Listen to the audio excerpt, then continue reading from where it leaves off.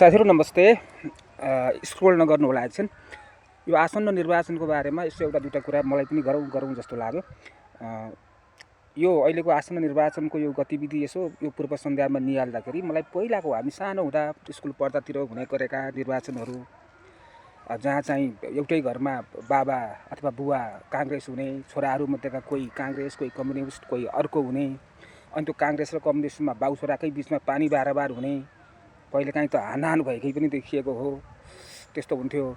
र अहिलेको पनि यसो गतिविधिहरू निहाल्दाखेरि मलाई त्यस्तै पाराको यो निर्वाचन हुन्छ कि अहिलेको निर्वाचन साधारण नभएर अलिकति विशेष खालको, अलिकति सिम्पल नभएर कम्प्लेक्स टाइपको हुन्छ कि, धरपकडहरू हुन्छन् कि, केही हताहत पनि हुन्छन् कि भन्ने आशंका नहोस् त्यस्तो। त्यो भएको छ। त्यो भएको भएर मेरो आग्रह शुभेच्छा चाहिँ के छ भने, अब निर्वाचन भनेको त एक दिन आउँछ, त्यो पनि 2-4 वर्षमा।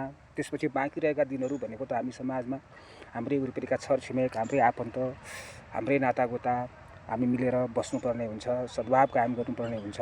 त्यो भएको भएर म यो केही नभनौँ, मिलेर बसौँ, सद्भाव कायम गरौँ, आफ्नो गोप्य मतदान जसलाई मनपर्छ दिउँ।